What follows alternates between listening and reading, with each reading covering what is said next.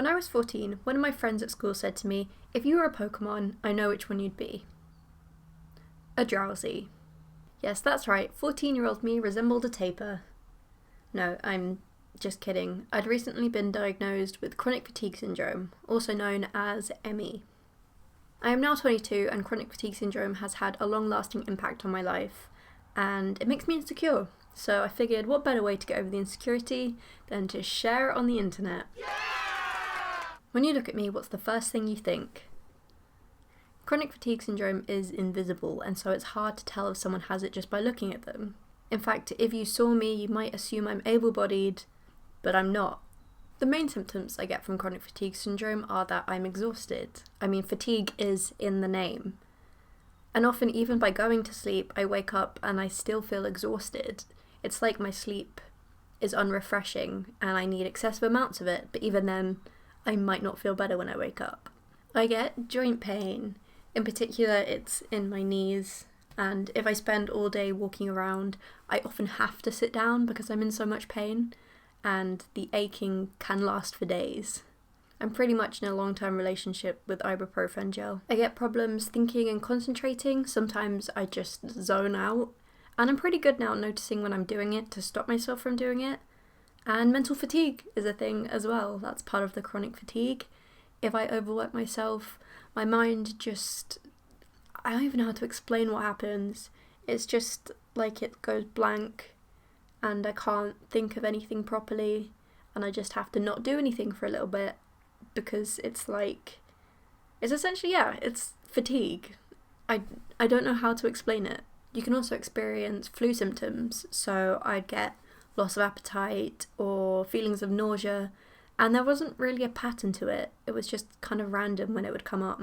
I think my main issue is I feel annoyed because I just want to be able to keep up with everyone else, even though I know that I can't. But it makes me feel like an inconvenience, which is why I barely ever bring it up with my friends.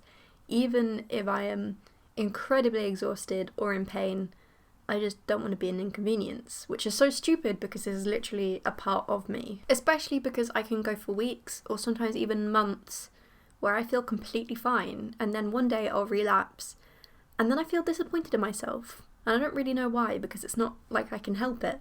I've experienced quite a lot of relapses, but they tend to be when I'm super busy and stressed and pushing myself. And I feel like the mental fatigue has a bigger knock-on effect, especially because it just makes you feel like mush, like you're just some mashed potato and you can't do anything because you're just a potato. I experienced the worst of it when I was 14. I would sleep all night and then I'd sleep all day and I'd wake up occasionally and I'd be so exhausted that I'd just keep sleeping, and I missed a lot of school. In fact, I could barely go into school, and when I did, I'd only really manage half a day and then I'd have to go to the nurse's office. And it wasn't fun. It felt like I was being isolated by something I couldn't control, and I just felt worse and worse every day. And you could describe this as severe chronic fatigue, and I'm glad I'm not at that stage anymore. I was told at the time that the best way of treating it was to get a routine and slowly build up the amount of activity you do. They said that I needed to eat healthy, make sure I don't oversleep, and exercise.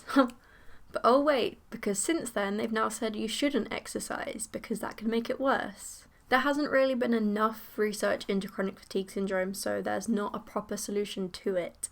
So on the NHS website, they suggest treatments which include cognitive behavioural therapy to break patterns of thoughts in your brain, taking more breaks, and they encourage you to be more optimistic.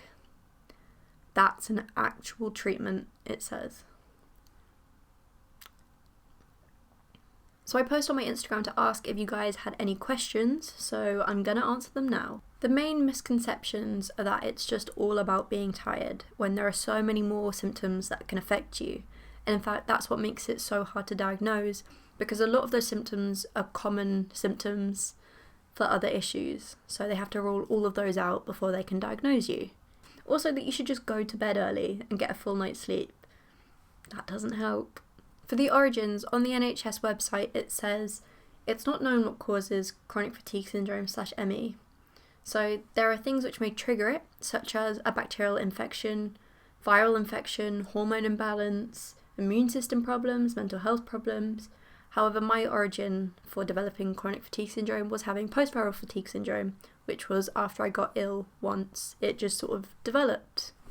Yay! Is it genetic? So if we look again at the NHS website, it says your genes could be a possible trigger, as chronic fatigue syndrome / ME seems to be more common in some families. But again, they don't really know. There just hasn't been enough research done into it. How does it affect my work? So when I was at school, it really affected me because I could barely go into school. In fact, I managed somehow to still pass all my summer exams well. So on paper, it seemed like I was doing completely fine. I was doing well. But then if you were to look at my attendance or actually talk to me, then you'd know that I wasn't. So at the moment, I'm working freelance in the film industry, which is known for having ridiculously long days on set. So at the moment, I'm just making sure that I don't get too exhausted, and I've been pretty much fine so far. I haven't had a proper relapse since about 10 months probably, which was my last big deadline for uni where I had to hand in loads of work. But since then, I've been meaning to sort of keep it at bay, although recently I've been really exhausted, so am I going through another relapse? I don't know. If I was to have a severe relapse though, I wouldn't be able to work because I wouldn't even be able to do many daily tasks. And if I was to have a moderate relapse, I also am not sure because I work as a production assistant and runner, which means I do a lot of random daily tasks, which involves a lot of travelling and running around and doing random things. So I don't really know how I'd cope with that.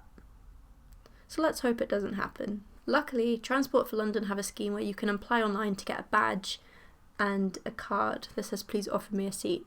And these have been so helpful because after a long day of work, I honestly just feel like I'm going to collapse sometimes. So being able to sit down for a 30-minute tube journey makes all the difference. But I do feel embarrassed using it sometimes because I am aware that I look young and able-bodied, but honestly, it's been a lifesaver. Is it forever? Again, there hasn't been enough research done into it, so no one knows. But the symptoms usually last for months to years, and there's always a chance of a relapse. So it's like a ticking, sleepy time bomb.